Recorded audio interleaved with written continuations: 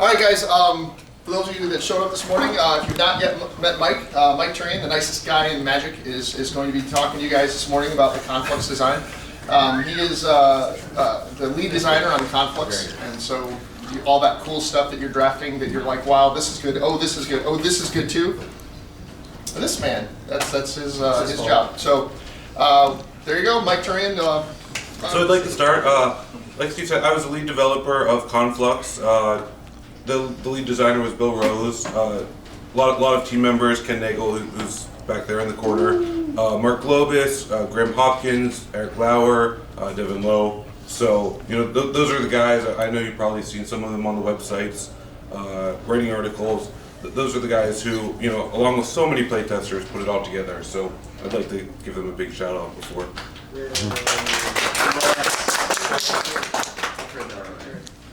So I'd like to start with the first card I wanted to talk about was the card of the set, Nicol Bolas. I think that it was so exciting. Creative said to us, like, oh, hey, it's like we want to do 4 Planeswalkers and Shards of Alara, and, we're going to leave a gap. We're going to leave one out there that people will really be like, what's missing? Why doesn't Black have a Planeswalker in Shards? And they were like, and we're going to do this big reveal, and Nicol Bolas is going to come out, and he's going to be the badass of Conflux, and he's going to be the star. So I want to talk a little bit about that process of getting him to where he is today. Oh, and here I have him. Oh, very fancy. So I brought this binder, and I believe he is in here. Oh, here he is. I have a binder of playtest cards I'll pass around, but for starters, I'll just, if you want, you can even read them out there for everyone. Nicol Bolas Planeswalker. +2, return a creature card from a graveyard to play. That creature gains haste until end of turn. Remove the creature from the game at end of turn. -2, destroy target creature. -7, target player discards 7 cards and takes 7 damage. Right. So yeah. So that was one version. I think that's 6. What is the date? There's a date on there too.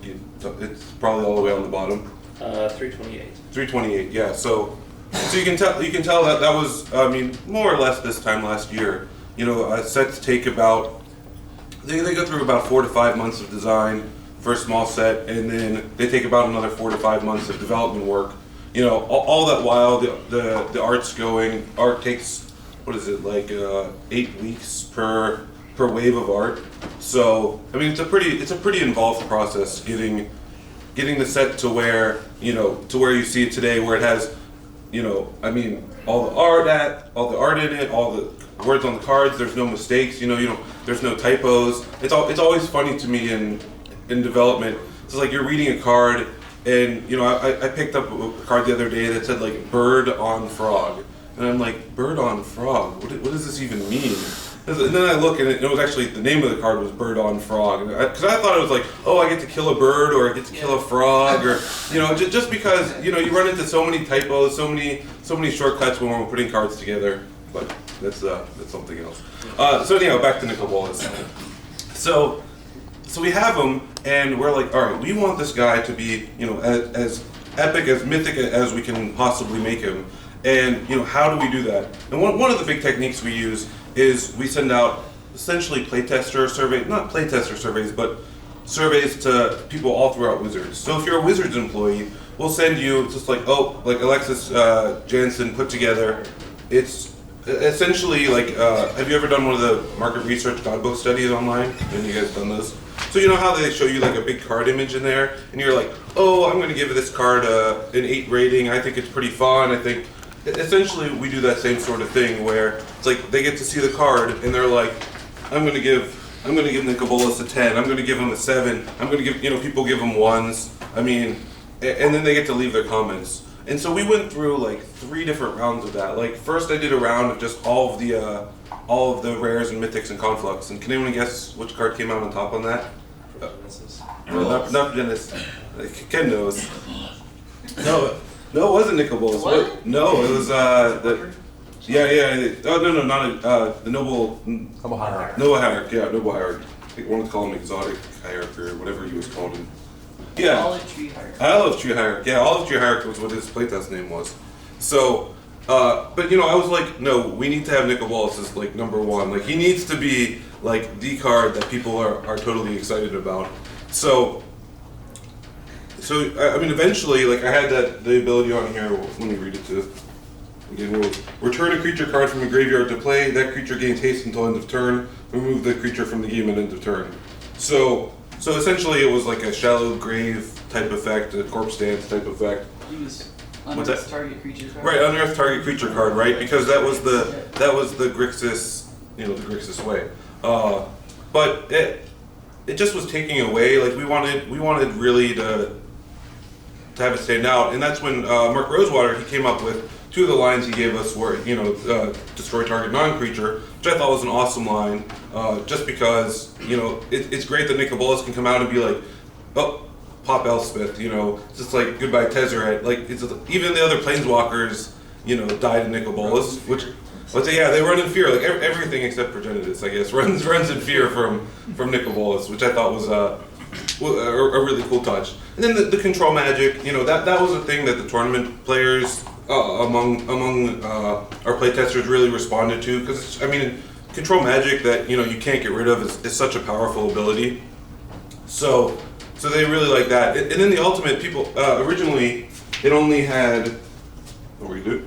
Target player discards 7 cards and takes 7 damage, and people were like, "Oh, that's kind of lame. That's not enough. That's not awesome enough for an ultimate." And I'm not sure who to give credit to exactly, but is it Ken? Is it Ken? Oh, he's raising his hand, and he's the only one here. So Ken Nagel came out. He's just like, "What about target player sacks 7 permanents?"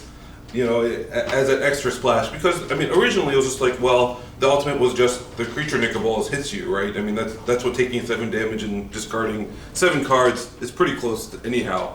But then now he's in this planeswalker form, so destroy or sacking 7 permanents is pretty awesome. The last point I wanted to touch on was the +3. That everyone around work was super excited. Like.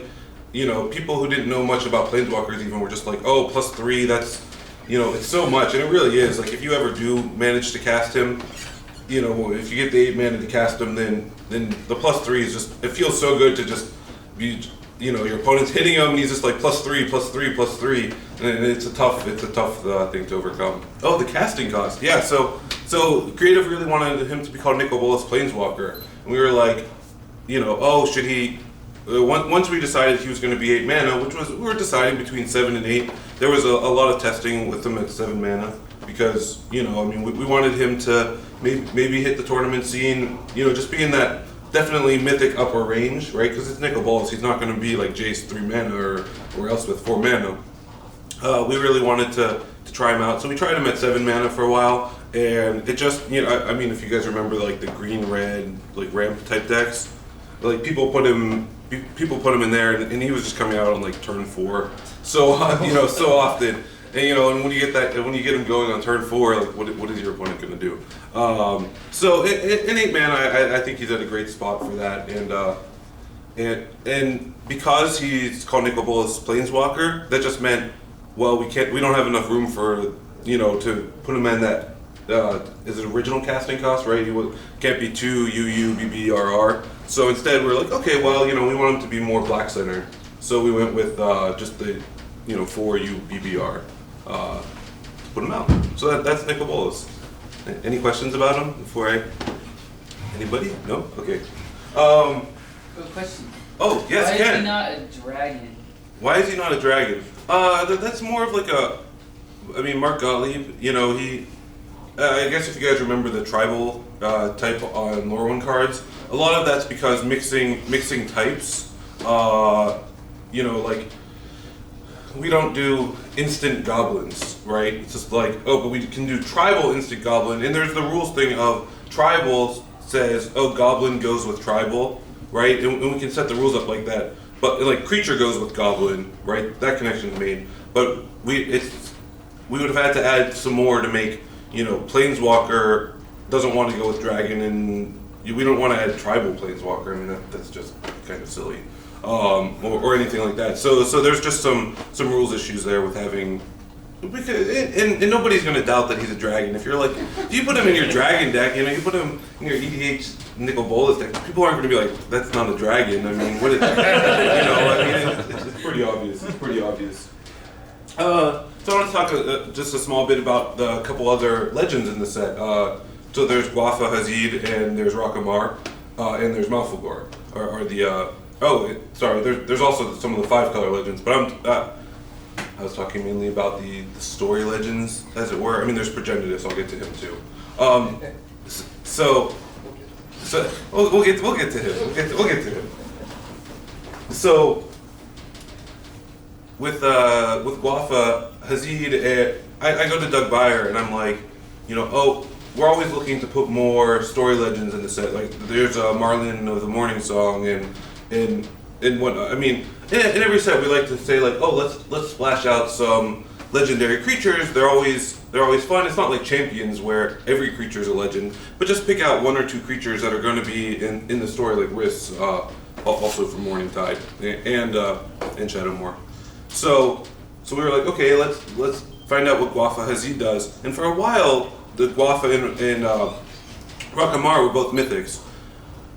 But the thing was about them, like the design we got, like Rakamar, once again, it was a 4-mana 2/2, just like it is now, and it just had tap to put the 3/1 haste elemental into play. You didn't have to pay R originally. And we definitely felt like, this is a cool, simple, rare that people will like, but at the same time, we didn't feel like this is mythic, right? In Shards, all the legends were mythics, but we didn't really, we had a big discussion about it, and we decided we didn't want to just focus legends as mythics, right? We wanted to have the ability, we're doing a legend, but it's not a mythic, so let's, does that just not exist in our game anymore? What are we going to do with that? And at the end of the day, we were like, okay, Rakamar and Guafa, we think you're cool cards, but you're not the mythic, they're not Nicol Bolas, right? I mean, that's pretty clear to see. And so we wanted to still do them, so we were like, okay, let's just make them rares. And personally, I kind of enjoy how they both come out. I know that Guafa is not the most powerful, but the most powerful tournament card ever. But I do really enjoy that she really does bribe your opponent's creatures, right? It's just like, it's like you sit here but then you're like, I'm going to kill Guafa.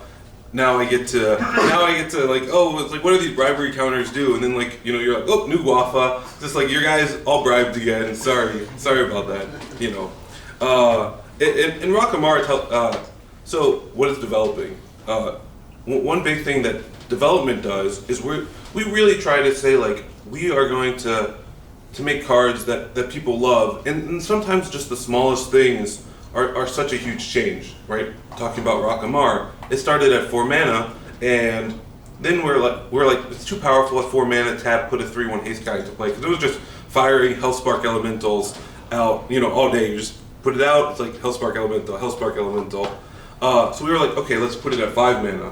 Then we send it out in the rare casual poll that we did, and people were just like, this is at 5 mana, it's 5 mana 2/2 that makes tokens. It's just like Siege Game Commander, right? People kept saying that over and over again, and it was kind of like a lamer Siege Game Commander, a lot of people felt, right? So then I was just like, okay, well, the big problem is on that first turn when it shoots out a guy, so if we just make it 1 red mana, which is fine, because, Rakamar is pretty red, make a little Spark Elemental, now she's actually casting Spark Elementals, which I think is an awesome change. So that's one of the big things that development does, is we just try to find that spot where people, and all the spoilers and all the previews, for people to go nuts over a certain card. So Progenitus. Awesome. Do I have any questions about that sort of thing? Ken? Malfugor. Malfugor. Okay. I was gonna just note that markers, since mythic rares are a new thing, obviously a controversial thing, we wanted to start soon enough in a set saying not every legend is mythic. So that's part of the point of having non-mythic legendary creatures in the second set that has mythics. Not to, expectation is all legendary creatures are mythic. So. Right, yeah, we very much look at pattern establishment. We look at, and if we did, the second set has all mythic rares for legends, then it becomes that much harder. People would be you know, imagine in Ravnica if you get to Dissension and there's no dual lands, right? No shock lands. You'd be like, what is going on? And people would be really upset because of them being missing. So you want to hear Malfagor next? Yeah. All right, the crowd has demanded Malfagor. So, Malfagor! So one of the big things, every set we get to, you know, you get pre-release cards, you know, which are pretty exciting, and we have to decide, like, you know, what card is going to be the pre-release card. So one of the big ways we do that is just in a development meeting. You know, one day it's always like, oh man, we need a pre-release card. Like, who is going to be our pre-release card? This time, I remember like Eric and Devin and Graham all sitting around, and they were pretty much chanting Malfagor. I mean, they weren't exactly like banging and being like Malfagor, but essentially that's very much what I was hearing from them. You know, I mean, Eric Lauer is probably the biggest dragon fan there is, and you know, I mean, for good reason, right? Dragons are awesome. If you ever encounter him, he'll make like a little like shivering dragon like sound, you know, to show how much he loves dragons. And you know, a demon dragon, that's just like an awesome, or dragon demon, it's just an awesome combination. So, and it really, and one of the, if you remember Avatar of Discord? Yeah. It was a pre-release card in Dissension. And if you remember, like that card actually came back as, so we also do those market research things that I talked about, that some of you may have answered on the web, and that card came back, I think it was certainly top 5 for people loving that card, and you know, the number one reason for that card being loved was because people thought it was powerful, right? Even though it turns out, you know, it never really made an impact on standard at all. People just, you know, they saw that 5/3 flyer, they didn't really care how many cards they had to discard, right? So that was one of the big reasons I was like, okay, well, Malfagor, sure, he makes you discard your entire hand, but you know, you get a big payoff for discarding your whole hand. Like, you know, you can just wipe out every creature they have. So that was one of the reasons I was confident that, you know, Malfagor both, he had some of that thing, like drawback that Avatar of Discord had. But, you know, since you got such a huge upside out of it, I thought that people really would be excited about it. And if you've ever cast them in Limited or Constructed, I mean, you know, it's like, yeah, you're discarding your hand, but it really much had that demon feel of, yeah, you're making a trade, right? It's not just like, well, I cast an Malfagor and I get to draw 17 cards and do this and do that. But, you know, you get a lot of power with both an upside and a downside. So, and he's a demon dragon. I mean, come on. Yeah. You guys have any questions about that one? No? Ken? No? Nothing? All right. You said Progenitus. So Progenitus, I have him in here. Why don't I go pass this around so you guys can take a look at it. Oh, is he in here? I assume he is. Oh yeah, there he is. He's up in the corner. His name is Bob. Bob. Yeah, it's nice because, yeah, Bob helped him not so much on this version because you can tell the casting cost like wraps around. Like you can't even see it. It says WWUBBR, and then down below, like half cut off, it says RGG. So, but Bob was our joke because it helped him fit in his name in the type line, right? So you can read what he is. So here's some playtest cards. It's like 2 pages worth. And the cool thing about that binder too is you really get to see, like, you know, I mean, kind of an alternate reality of Magic in a sense. Like, you know, any one of those cards we could have, you know, gone 100 different directions with, and so you know, which is cool. I mean, that's one of the cool parts of our job is, you know, we get to make choices, and then, well, you wait a year and you find out, like, all right, they love Path to Exile, awesome. Like, I was hoping they would love that card, you know, and hope it would really take off. You know, with some other ones, you're like, oh, you know, the worst, by the way, is when you work so hard on a card, right? Like Giant Solifuge. This is a perfect example of, we worked so hard on the Solifuge, and we were stoked. We were like, this guy is going to be a good card. People are really going to like this card. You know, it has the Yavimaya Ants. It has Shroud. Like, you know, it's definitely it's uncounterable, right? It has all those elements that, you know, we found over the years people would really love. and then it gets spoiled as a 4-4, I think, or a 4-3. 4-3. Yeah, 4-3. And so people are like, they get totally, they're like, yeah, we love it, 4-3. Great. It's like, this guy's going to be so unbeatable. And then it comes out and they're like, oh, it's a 4-1. Oh, boo-hoo. And so, and then of course it still turns out to be a pretty solid card at the end of the day, right? But that's just the danger of spoilers. Although the one thing about Nicol Bolas Planeswalker was I was so glad he had Planeswalker in the name, because when he got spoiled, I think that really, normally spoilers we think are bad, and rightfully so. But with Nicol Bolas Planeswalker, it was pretty, like, everyone's like, oh, what's Nicol Bolas Planeswalker going to do? And since he had Planeswalker in his name, you knew, you knew he was a Planeswalker. Like, that's kind of a giveaway. So sort of a giveaway. Anyhow, back to Progenitus. So, we tried Progenitus. Protections from everything, Ken said, came from Mark Gottlieb. And which is good because Mark Gottlieb's our rules manager, and if Mark writes, he does put on two hats. He has like crazy designer hat, and I'm going to tell you no rules manager hat, and but luckily he knows the other one exists when he does something. So when you get a design from the rules manager, that's nice. You have like. I know at least he'll try he always tries his best, but extra try his best to make it work. So Progenitus, it was I think I called it an exercise in excess.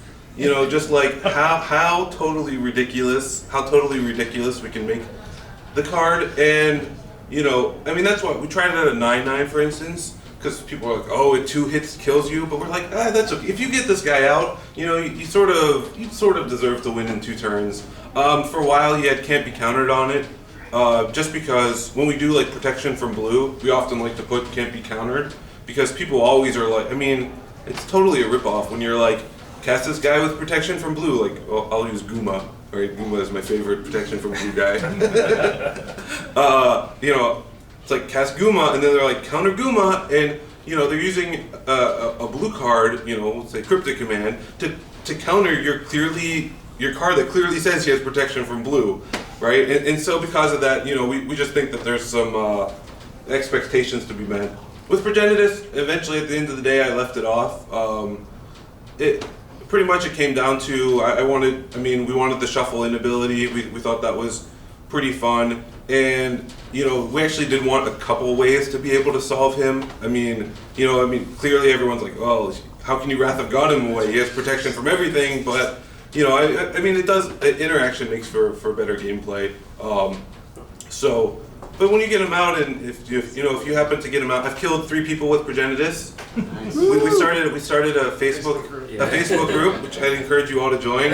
I believe Tom Lupilli started it. It's called I've been killed by Progenitus. So you can, if you're on Facebook, you can go search for that group. If you've been killed by Progenitus, or if I joined it, I've only killed people with Progenitus. So, it's still pretty fun.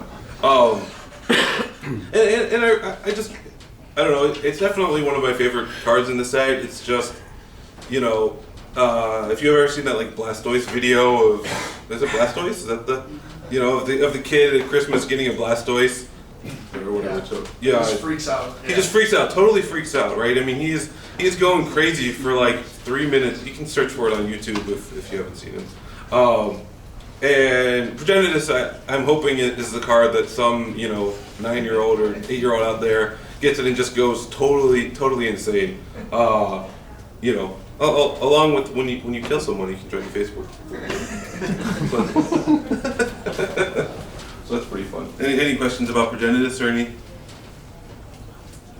You guys have no questions? You can ask questions. Oh, there you go. In the back. Are you is the keyword pro from everything gonna be seen in the future, you think? Is it going to be seen in the future? Like that type of, it's the first of its kind to say actually protection from everything. I was always curious about that. As a keyword maybe. As a keyword, it's hard to put on protection from everything is pretty powerful. I know, and there's not going to be like a whole set of the whole cycle. It's just like, oh, the blue one's a 1/1 flyer with protection from everything. Shadow all over. Yeah, right. Right. No, I mean, we don't have any, we don't have any plans to be sprinkling it around. Oh, look at another, so. But I mean, everything comes back. It seems pretty exciting. So, I wouldn't be surprised in some number of years if it came back. So yeah, let's see what other card. Oh well, Noble Hierarch. So I think it's my favorite card in the set. One of the things about it was Ken tells this story. I think in his article on Monday. I think Tom told us. Oh, Tom told it on Friday. Yeah, but since most of you guys were coming here, We're a little busy.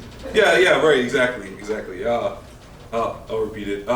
So it started out in the set actually as a 2G, so 3 mana, 1/1 guy. Conflux was big about being 5 colors, right? I mean, that was one of the design goals of it was Shards of Alara. It's going to tell you about the shards, and then Conflux is kind of the world coming together, right? And so 5 colors, we see Fusion Elemental, right? All the 5 color mythics.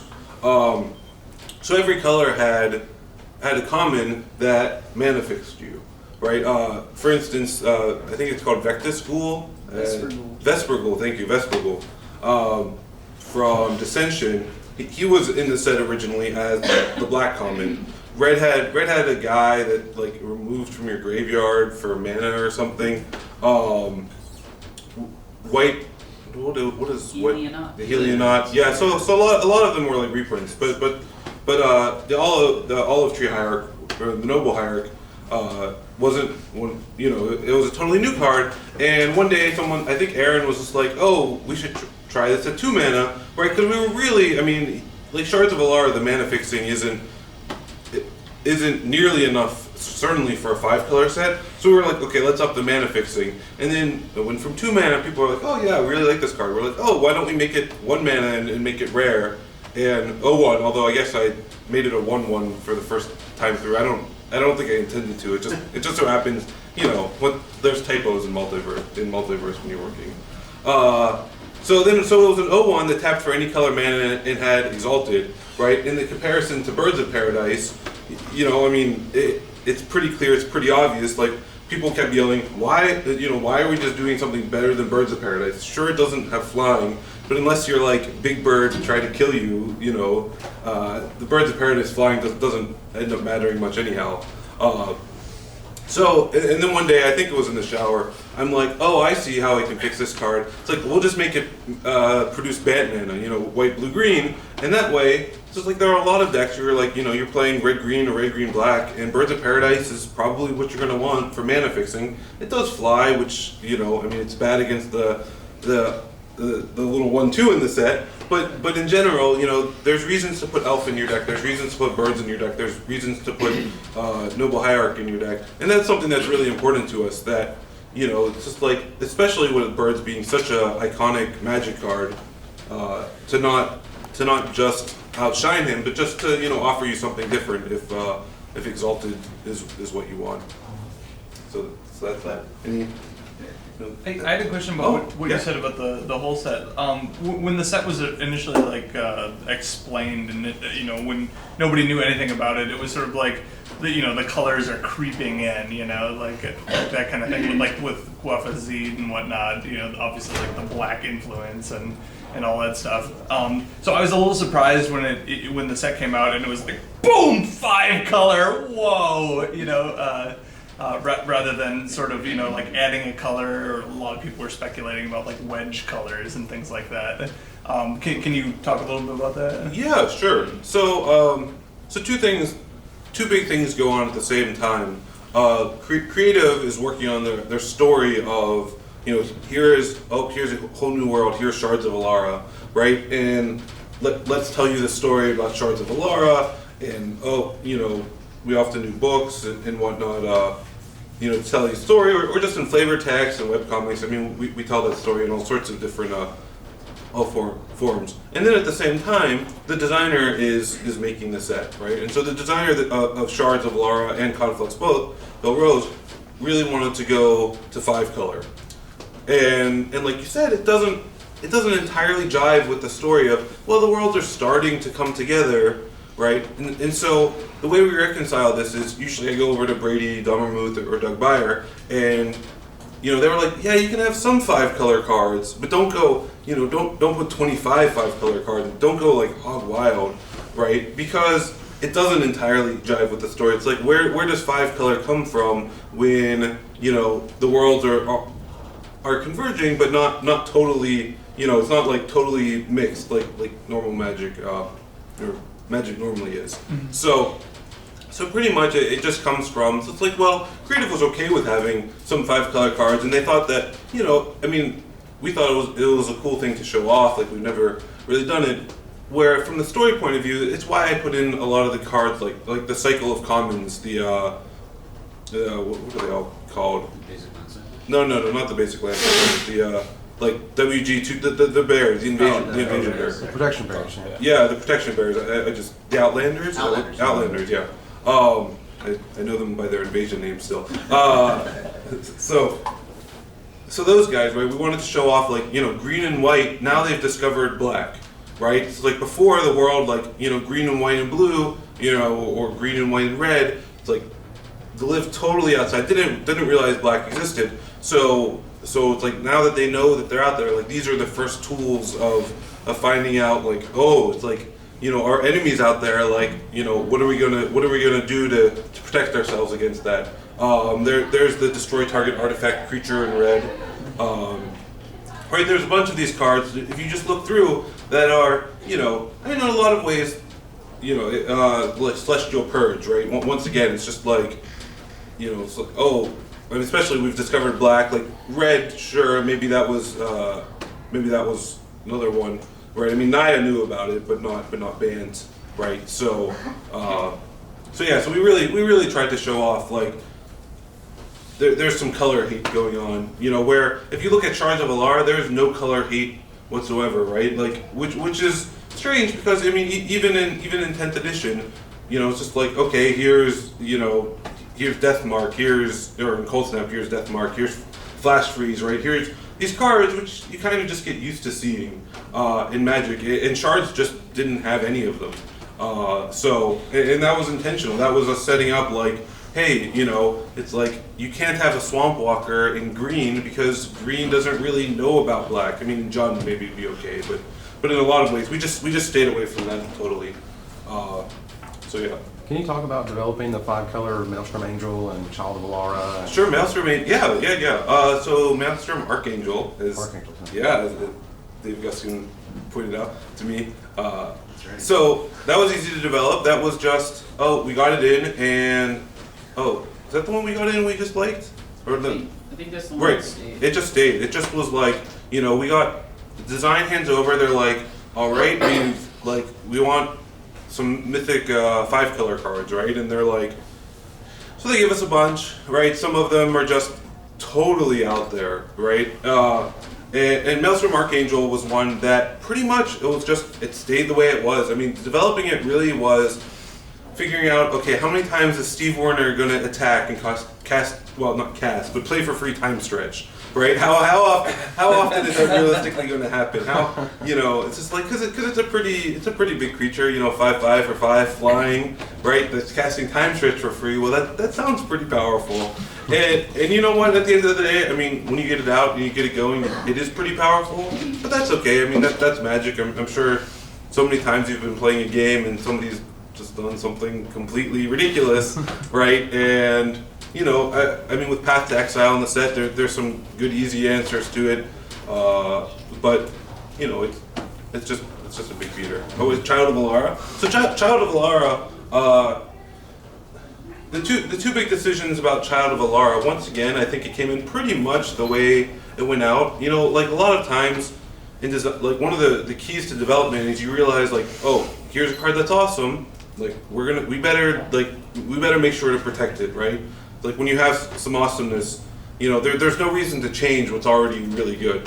And Child of Alara, once again, I think it didn't come in from design, but one of the early Hull submissions, I think there was also Mark Gottlieb, as it turns out. I think I was looking through for a Rosewater article to see who made it, and I think it was Gottlieb. And he was, once again, it just came in as that 6/6 that blew up the world when died, and I was just like, yeah, this sounds like, I mean, it's a walking Nervinials disc that prevents regeneration, right? The last big question about it was, I mean, if you guys know the baby art, like the angry baby, it looks like, is very much the look of that. Originally that was going to be Progenitus, right? Was because, I mean, like I think the story of Progenitus is it, comes in and destroys the world or something. It's the Nine God, like my Right. Elsie worships Progenitus. Right. I think God has awoken, the soul of the world has awakened. Is that the Right, and so like traditionally, you think of like something with godlike powers, and that easily could be destroying the world. But what the art that came in really didn't, elicit that sort of like godlike feel, I guess. And so that's when we're like, okay, but Progenitus, I mean, protection from everything. I mean, clearly this is something that you could see people worshiping. As something amazing, in the Magic storyline. So we switched Child of Alara and Progenitus, and then the last thing was like, oh, is Child of Alara going to be legendary? And the thing I really liked about making it legendary was, you play one and you have it out, and if your opponent's not killing it, you can just play a second one and blow up the world twice, whatever that's worth. Well, what about like Path to Exile? Didn't it seem like recently that you weren't going to print anything as powerful, close to Swords of Plowshares, but then all of a sudden there's Path to Exile, which seems one white answer anything. Sure, yeah. So so Path to Exile was a big fight. So for a long time, so we have a couple goals, right? I mean, in recent memory, white has kind of not been up to. I mean, like if you look at like. Redheaded stepchild. Yeah, the redheaded stepchild, sure, for lack of a better phrase, yeah.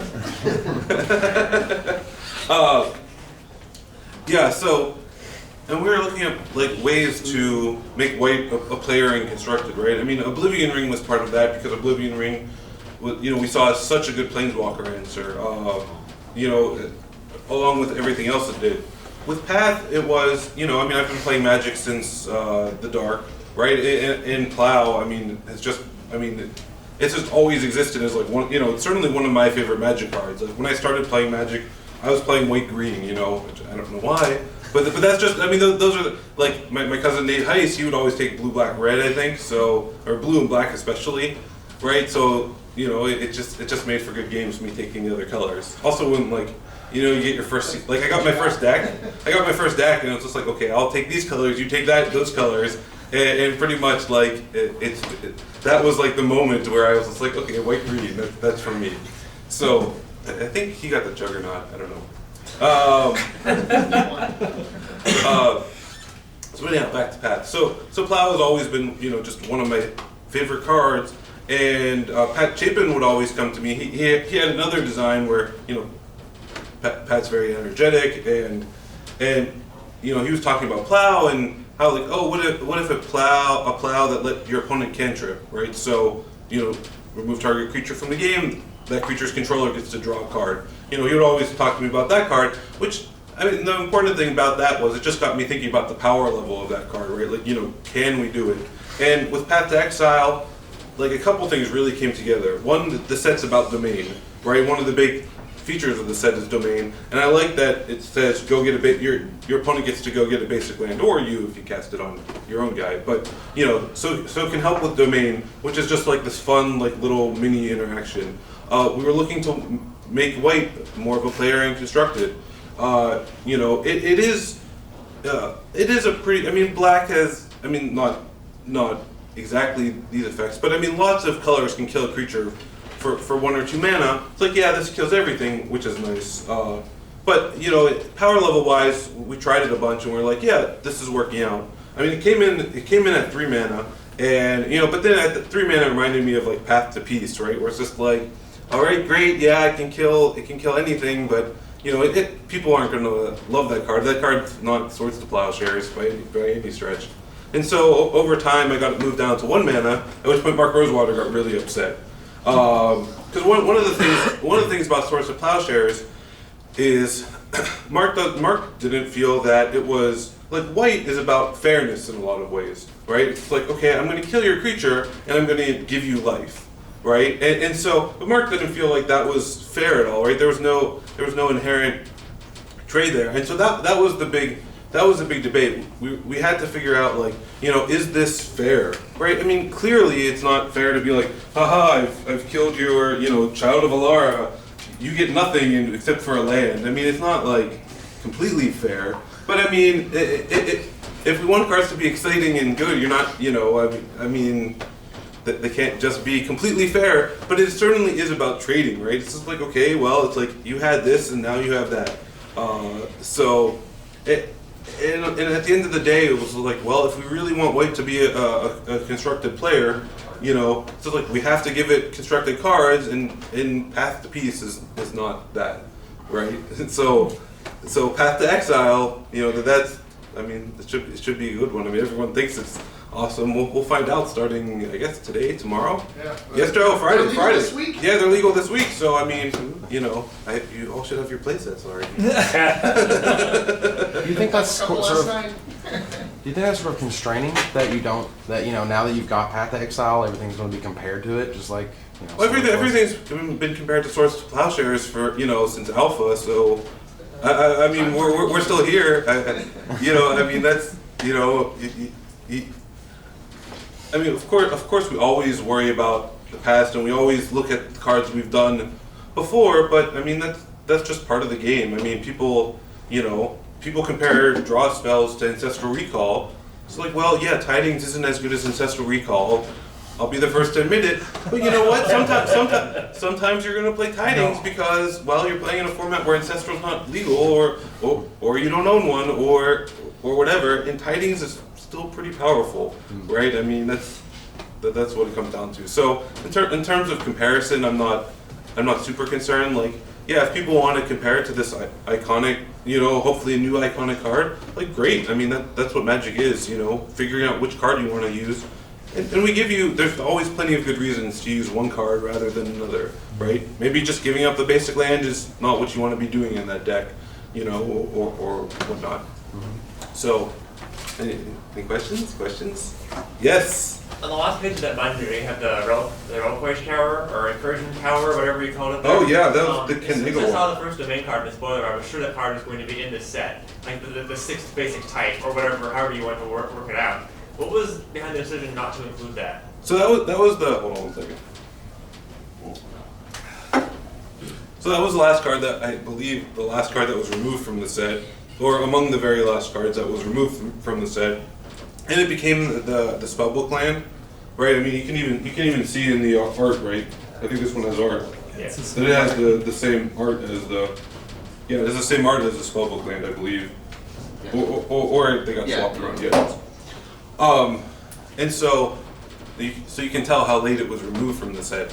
And that was Mark Gottlieb. He works with a team of judges, and they kept trying to figure out, like, how are we going to include it? How are we going to word it so that it works within the rules of Magic and is clear? Right, and a couple big things came up that hurt it. Invasion, the domain cards in Invasion were templated slightly differently, so that when we were talking about whenever you would count the number of basic lands you control, count that number and add 1. It doesn't work with all of the. Right, that was one of you shake your head, but in the back, you're right. But that was one of the templates that people talked about, right, as maybe working, and it really it didn't work with all of the domain invasion cards. Right, for one, and it doesn't really make a lot of sense. It's like you read this on a card, and it doesn't, like, the card doesn't tell you why it's saying this. Just saying some kind of random game rules text, which is something we try to avoid. And so we tried some other templates, and none of them both read like they had any meaning and or worked within the rules.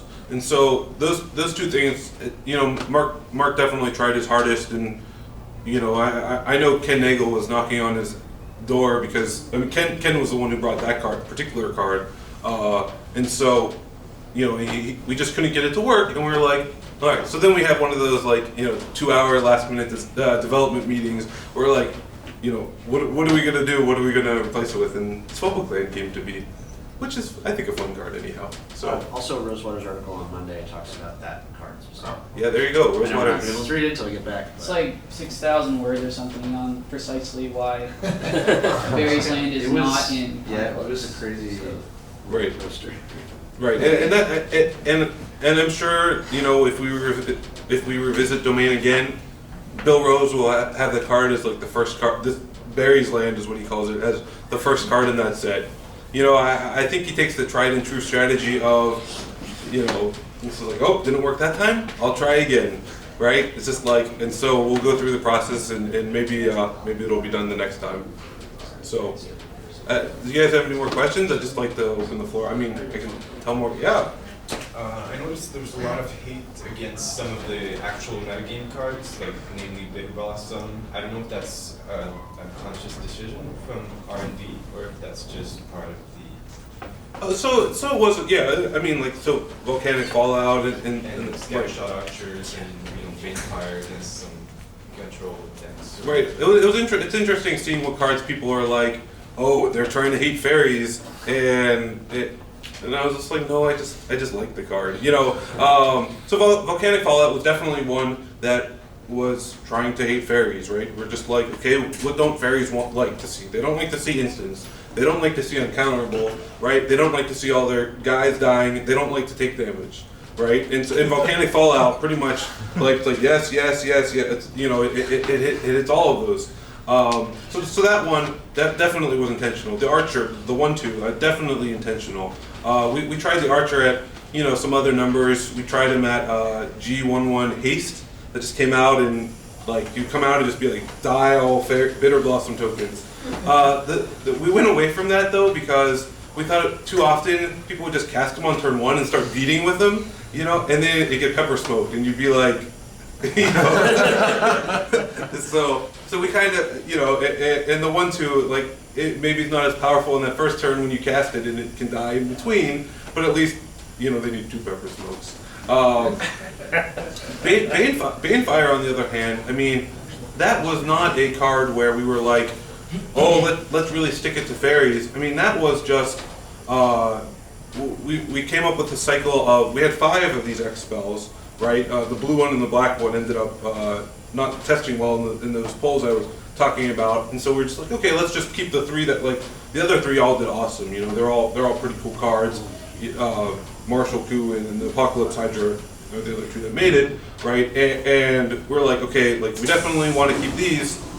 Banefire, I believe originally when X was 5 or more doubled, if I'm not mistaken. Yeah, yeah.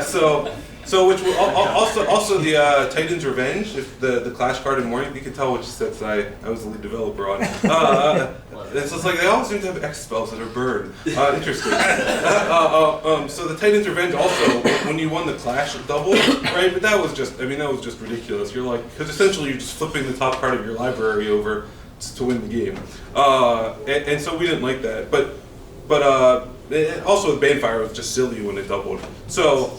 And we just we're like, like the Demon's Fire was so popular, Urza's Rage was so popular, that, I mean, on burn spells, it's both, like that line of text, I mean, the various lines of text are just pretty powerful, and they're pretty splashy, like I think that, it just makes for an exciting card. So, yeah, it turns out that it's good against fairies, but that was never we weren't like, alright, we're gonna stick it to fairies in this way too, and Celestial Purge, I mean, we just have, we have Ignite Disorder, we have a cycle of 5. It's like, I mean, I knew that it killed Bitter Blossom, which I really liked about it, but it wasn't as if, like, the card's not engineered to be like some fairy hosers. Because, I mean, while fairies, a lot of, I mean, they're super popular and they're pretty successful, we're not, we definitely, I mean, if you look at the set, like, what does the fairy deck really get from it? Almost nothing, I think. I mean, very little, if anything. But so we were trying. That's how we were trying to work with fairies. It's like, okay, like we don't want to just ban fairies. We don't want to, so many people have invested so much in their cards and have played fairies so long. We don't want to hurt those people, but we want to give the people who are like, I don't play fairies. I want to kill fairies. We want to give them answers. We want to give them ways to deal with fairies, because in a lot of ways, fairies are the bad guys of the format. There you go. Anyone else? More questions? We should probably run about 5 or so more minutes and then take a quick break. and then we'll Andy. get All right, we have 5 more minutes. What's the first card ever you worked on? First card ever. So the first set I worked. So a little bit about me. The first set I worked on. I was a playtester for Ravnica. The first team I was on was Guild Pact. I was on the development team, which pretty much means that you're in the meetings. You're changing all the cards. I was the lead. My first lead was Future Sight. Then I also led morning. Always as a developer. I mean, I do like the design work I do is just we have a process called Divine, which is when design meets development. So Divine. That's pretty much the design work I do. So I was the lead of Future Sight. I was the lead of Morning Tide. Conflux is I'm the lead of Conflux. I was also on the Shards of Alara team, along with various number of teams before then. So to answer your question, so the very first cards I made, I know for sure I made Blazing Archon. I bought the original art for it, so I have that hanging above my computer. I submitted it as a 8 mana card, right? I think an 8 mana 5/5, and another card I submitted at the very same time ended up making it 9 mana, which was Grazoth, of course. So I submitted Grazoth, and they're like, we need more 9 mana cards in this set, right? And they're like, all right, you Blazing Archon, you're now 9 mana. The Null Mage Gargoyle, I think is the name of it. It's like Null Stone Gargoyle, yeah. Now that became 9 mana because it's just like, well, if we're gonna put Grazoth in here, we need stuff for him to fetch up, So the other card I made in Ravnica for certain Lore Broker, Randy Bueller, who was the head developer at the time, when you're in a design playtest, like design playtests and development playtests are always very different animals. Like design playtests, now the first cards you want to play, you always play your planeswalkers because they are always totally nuts when design hands them over. It's always just like, oh yes, I got a planeswalker. It's like awesome. And one of the other cards that always comes out really powerful from design are looter effects. So, and it was a wiggling looter. It untapped at the end of every turn, I think. So you could just loot. It's great, right? I'm telling you, super powerful. And Randy makes the offhand comment. He's like, why can't we just make one looter that's not powerful? And so I was just like, okay, well, I'll give you Lore Broker. And he's seen a little bit of play here and there, and he's a pretty fun card. He worked right with the Dimir Mill strategy. So that was another card from Ravnica I made. The other card that I found out, and maybe someone probably is going to get mad at me for taking credit for this, but at least I found this card. I found Vesuvian Shapeshifter in one of the Hull submissions I made, and so that was a cool card later on that I found out that. It was weird too because it got printed and it was like a year later. Like I always look through my old designs to find, when I'm looking for a new design. So and I just came across Vesuvian Shapeshifter. I'm like, oh cool, I didn't know I made that. So and now probably Rosewater's going to be up and he's like, I made it. So that's fair. Can you touch a little bit on the difference between design and development? If you mentioned those a couple times, what specifically is design's job? What specifically is development's job? So design's job, the primary role of design, they start out with, a blank sheet of paper, right? They start out with, essentially nothing. And their job over the course of, the time they have is to, you can read it a lot in Mark Rosewater's articles. He really touches on it an awful lot, but really just this idea of, what's next year going to be about, right? What is Shards of Alara going to be about, right? It could have been, it could have been tribal, right? It could have been artifacts, could have been whatever, but design was just like, we're going to make this about 3-color gold, right? And so then they're like, and how are we going to make this about 3-color gold? What are we going to put in there to make it about 3-color gold? And then they go through that whole process. And of course, one of their big jobs is just to come up with cool cards that people love. That's definitely design has a lot of that. A lot of it is just like, here's this legend. How are we going to represent Rakamar, right? So that's a lot of what design does. Development takes everything that design hands over and cuts holes in it, right? We're just like, no, this isn't working. We don't like this. did you mean for this card to do this thing? They're like, oh, we didn't know it did that at all, you know. So the development, a lot of it's like, you know, taking what you're given, and it's like, you know, we're given like, you know, a pretty like clay sculpture that's pretty well formed, and to really like chisel it down and make it perfect and make it ready for everybody's consumption. You know, a good example of this is a card from Design, Reign of Gore, from Dissension.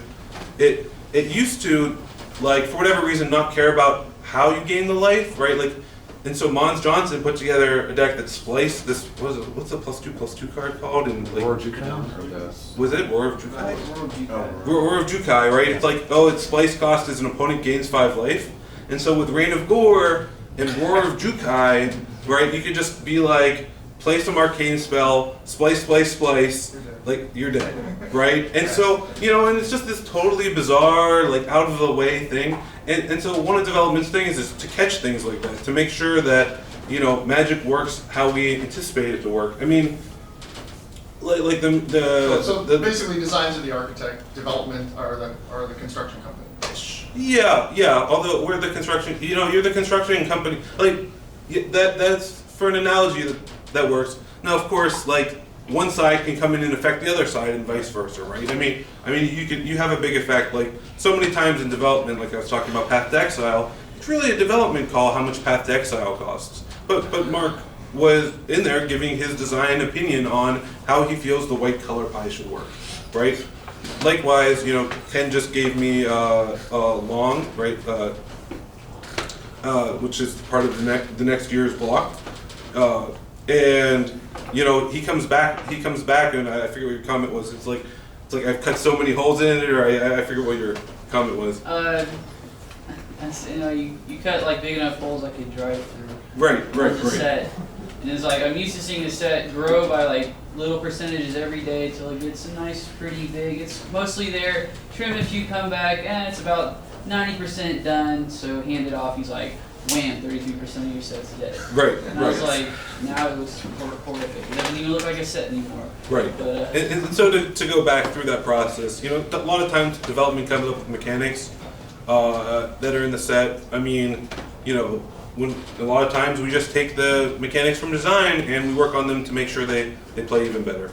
So it's pretty. I mean, we try to work in synergy. Try to work. Any other last minute questions? Before we kick Last it chance. right? Well, not the last chance. You got 5 days on the boat. Where's he gonna go? Oh yeah, where am I going? I'm ready.